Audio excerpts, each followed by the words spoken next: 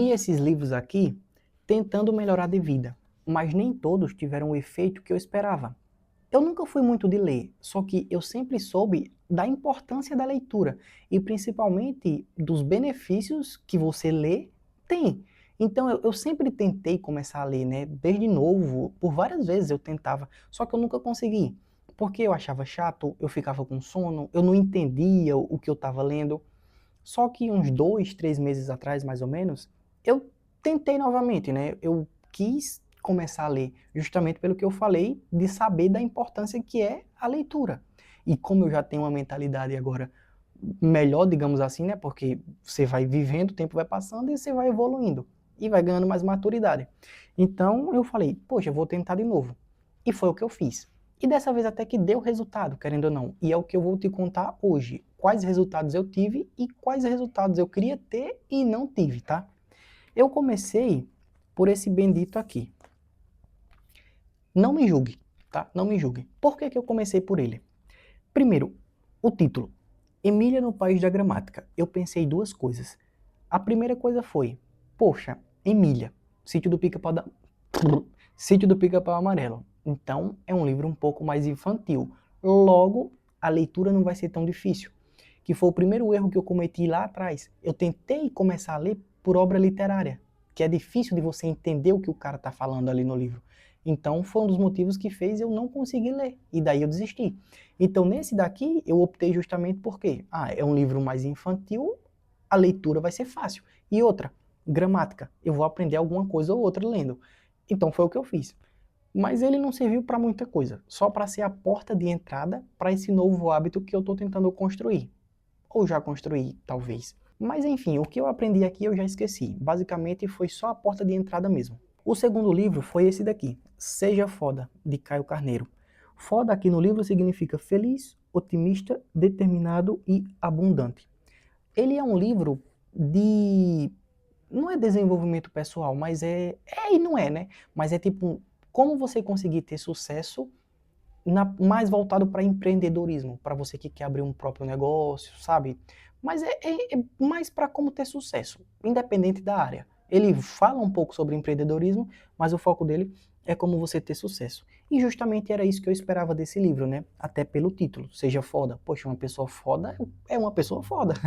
Então, eu esperava nele ter ali informações, né, conhecimento que me fizesse mudar minha mentalidade para conseguir ter resultados. E de fato isso ele fez. E o principal insight que eu peguei aqui desse livro é que não adianta você ter conhecimento se você não aplica ele. Então, por exemplo, esse exemplo é meu, tá? Eu não tirei do livro não, esse exemplo é meu. Pensa em um pescador. Ele tem o conhecimento de pesca. Ele sabe pescar, ele tem o conhecimento ali. Só que se ele não for no rio, jogar o anzol, colocar isca, jogar o anzol ali, esperar o peixe pegar, puxar, tal, se ele só ficar em casa, o peixe não vai vir até ele porque ele é pescador. Ele só vai conseguir pegar o peixe se ele aplicar o conhecimento que ele tem. Entende o que eu estou querendo dizer? Então não adianta você ter o conhecimento. Você precisa colocar esse conhecimento em prática. E é isso que eu estou tentando fazer. E foi através desse livro que eu peguei esse insight. E outra coisa que eu aprendi nesse livro aqui também é referente a ter sucesso financeiro, né? Que para você ganhar dinheiro em grande escala, você precisa resolver um problema.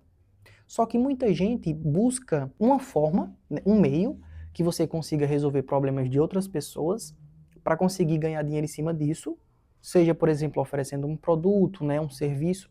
Isso é bom. Só que tem uma coisa muito interessante que o livro fala, que é o seguinte: você não trabalharia 24 horas por dia para comprar uma casa, mas você trabalharia 24 horas por dia para não perder a casa que você já tem.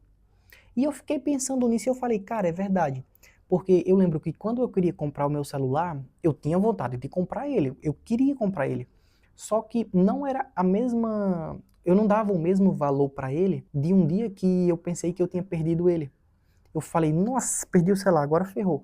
Então, tipo assim, você se importa muito mais, você se esforça muito mais para não perder uma coisa que você já tem, do que para você conquistar algo que você ainda não tem. E eu comecei a pensar dessa forma. Então eu tenho algumas ideias e foi justamente tiradas desse livro. É um livro bom, eu indico, mas é como eu falei, né? Não adianta você comprar 1001 livros para ler se você não aplicar o conhecimento que você tem.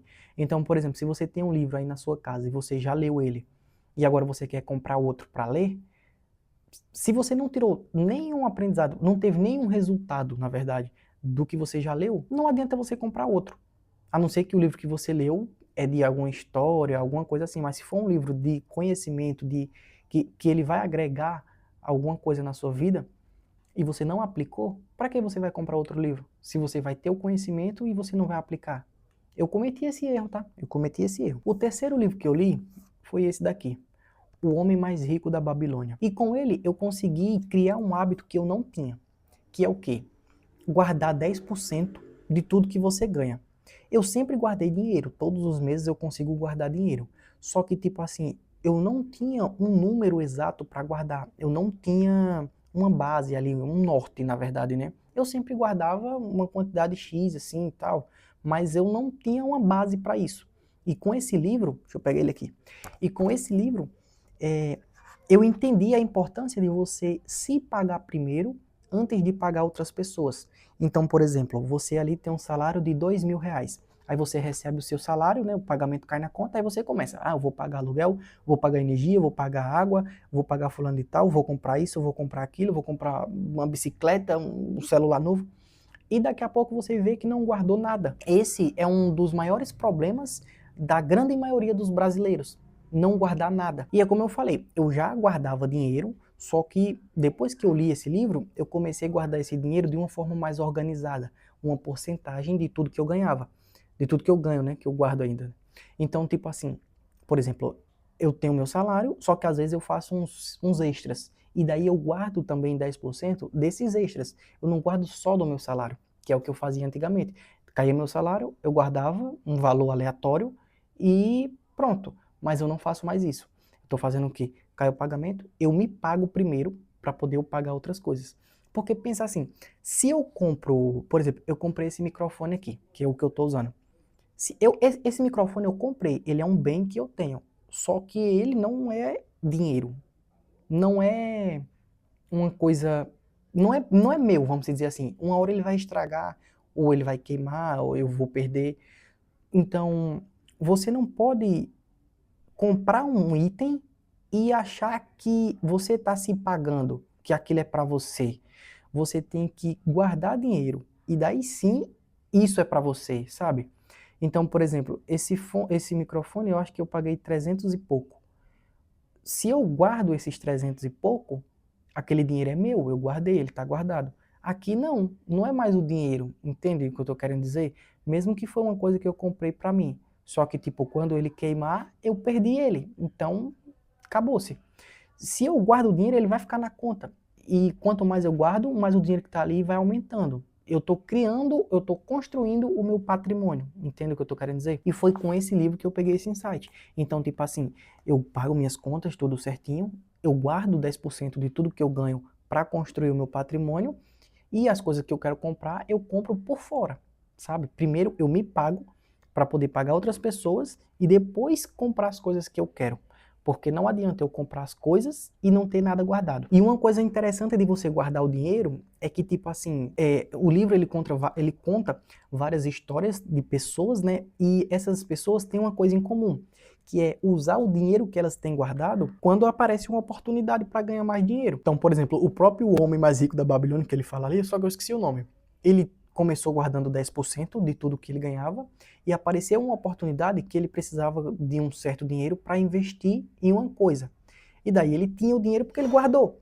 Se ele não tivesse guardado, ele não ia ter esse dinheiro. Então, assim, além do benefício de você construir seu patrimônio, quando aparecer uma oportunidade de investimento com um lucro ali bom, você tem o dinheiro para investir. E outra coisa, eu aprendi também que eu tenho que tomar cuidado com o que é que eu vou investir, sabe? Eu não posso pegar meu dinheiro e, por exemplo, eu vou investir numa lan house. Porra, todo mundo tem computador em casa hoje, tem celular. Então, como é que eu vou investir num negócio que eu sei que não vai dar certo? Você tem que ter o dinheiro guardado, porque quando tiver uma oportunidade, você vai conseguir aproveitar ela, só que tem que cuidar e estudar essa oportunidade. E mais uma coisa que eu já esquecendo, eu não fico perguntando mais coisas para uma pessoa que não chegou aonde eu quero chegar. Então, tipo assim, eu quero abrir um negócio. Eu vou perguntar formas de abrir um negócio para uma pessoa que não tem um negócio, um próprio negócio? Não faz sentido. Como que eu vou perguntar, por exemplo, eu quero aprender inglês. Eu vou perguntar para um cara que não sabe nem falar português direito? Eu tenho que ter mentores, professores, entre aspas, que já estejam no lugar que eu quero chegar, que daí ele vai conseguir me ensinar. Eu não posso perguntar uma coisa para alguém que não está onde eu quero chegar, entende? Isso eu também aprendi com esse livro, O Homem Mais Rico da Babilônia. É muito bom e eu indico, tá? E o quarto livro que eu li foi esse daqui, Nação Dopamina. O meu objetivo com ele era descobrir caminhos para parar de mexer no celular, porque eu sempre fui muito viciado, né? Eu sempre fiquei ali jogando, assistindo, então assim, eu deixava de fazer muita coisa que era importante por conta do celular. De vez em quando eu ainda deixo, não vou, de vez em quando não, direto. Eu melhorei, entre aspas, mas enfim, o foco não é esse. Só que esse livro, ele é mais voltado para drogas, tipo cigarro, álcool, essas coisas. Só que, tipo, droga é droga, né? O celular também é uma droga. Só que é uma droga virtual, é uma droga que não vai prejudicar, tipo, diretamente a tua saúde. Vai prejudicar a tua saúde mental, mas, por exemplo, o cigarro vai acabar com teus pulmões. O celular não, mas tem os seus prejuízos também, né? Eu consegui tirar, assim, um aprendizado desse livro, mas grande parte dele não serviu para mim, tá? Mas o que foi que eu peguei aqui de conhecimento, digamos assim, é que quando você se expõe a uma droga, você fica muito mais sujeito a se viciar nela. Simples assim, mas eu nunca tinha parado para pensar. Por exemplo, se eu queria parar de mexer no celular, eu tinha que deixar ele longe. Eu vou começar a trabalhar, vou começar a estudar, aí eu deixo o celular do lado. Pô, o celular tá do lado, vai chegar uma notificação, eu vou pegar e vou começar a mexer. Então eu tenho que deixar ele longe. Todo vício, ele tem um gatilho, sabe? Tudo que você é viciado, você precisa de algo que faz você querer aquilo. Então, assim, você precisa cortar o gatilho. Eu gravei um vídeo esses dias aí atrás falando sobre isso. Que é tipo, por exemplo, tem um cara lá que ele era viciado em apostas esportivas. Então, ele tinha perdido, acho que não sei quantos milhões, eu nem lembro, mas ele perdeu o papo de milhões aí por conta das apostas. E ele percebeu que ele tinha que parar de assistir, ele tinha que parar de procurar em sites, ele tinha que parar de ler sobre esportes. Então, ele tinha que cortar todos os gatilhos para conseguir cortar o vício. E isso eu até que estou começando a fazer. Eu desinstalei Instagram, desinstalei TikTok, até os shorts aqui do YouTube, eu clico lá nos três pontinhos e peço para recomendar menos.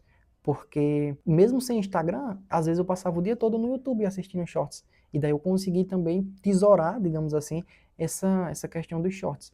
Então, o maior insight que eu peguei nisso daqui é justamente evitar o fácil acesso ao meu vício. Se eu quero cortar um vício, se eu quero parar de fazer alguma coisa, eu tenho que limitar o meu acesso ali aquele objeto que seja ali, aquela substância causadora do meu vício. E o livro mais recente que eu li foi esse daqui, A Única Coisa, né? É o quinto livro que eu li. O principal ensinamento dele é que você tem que focar em um único objetivo. Você não pode ser multitarefas, querer fazer várias coisas ao mesmo tempo. Você precisa ter uma direção, ter um foco, chegar no objetivo que você quer e daí você parte para outra coisa. Não adianta você querer fazer várias coisas ao mesmo tempo. E realmente faz sentido. E ele não fala só isso, ele fala outros insights. Mas o vídeo é o quê? O que serviu para mim e o que não serviu. No momento ele não serviu em nada até agora, mas é porque eu não apliquei, como eu falei no início do vídeo. Não adianta você ter o conhecimento e você não aplicar. Você precisa aplicar. Só que devido à rotina que eu tenho hoje, eu ainda não consegui aplicar os ensinamentos dele. São ensinamentos bons, é um conhecimento bom, é um livro bom, que eu indico inclusive. Mas, para mim, Juan, hoje eu não consegui ainda aplicar o que eu aprendi nele. Eu pretendo aplicar, né? Por exemplo, fazer blocos de tempo, né? Que você separa em 3 blocos, por exemplo. O tempo de você trabalhar, o tempo de você planejar o seu trabalho e o tempo de descanso. Basicamente é isso, não é exatamente isso, mas é isso. E daí você consegue ser bem mais produtivo, você sabendo o que você tem que fazer e tudo mais, enfim. Só que eu ainda não consegui aplicar isso no meu dia a dia, justamente como eu falei, por conta da rotina. Porque, sinceramente, o meu foco hoje ele está em sair da CLT. O meu foco hoje é conseguir uma forma de ter renda financeira de casa. Justamente para quê? Para ter mais tempo para conseguir focar em outras áreas da minha vida. Então, de certa forma, eu estou usando o conhecimento de focar nessa questão de financeira, mas ao mesmo tempo o meu foco não está 100% só nisso. Enfim, eu sei que a culpa não é do livro, a culpa é minha. Mas eu não sou perfeito, ninguém é, e a realidade é essa. Então, assim, resumindo, o que é que eu falo para você referente à leitura? É a mesma coisa que eu já falei aqui. Falei no começo do vídeo e repeti tem alguns minutos. Livros são bons. A leitura traz vários benefícios ali, você melhora seu intelecto, o seu vocabulário, você, quando for conversar com alguém, você tem repertório para conversar com aquela pessoa, né? Você não se torna uma pessoa chata que fala de pessoas, você vai começar a falar de coisas, porque você vai tirar dos livros. Mas assim, para esses livros aqui de desenvolvimento pessoal, de adquirir conhecimento, se você não for aplicar o que você vai aprender, não adianta de nada, vai ser só perca de tempo e perca de energia. É melhor você fazer outras coisas. Mas se você é uma pessoa que pensa assim, poxa, eu realmente quero mudar de vida e vou começar a ler para pegar insights, pegar conhecimento e realmente mudar, ótima escolha, vai fundo que vai dar certo. Mas se você não aplica, não vai mudar nada, tá? Basicamente é isso.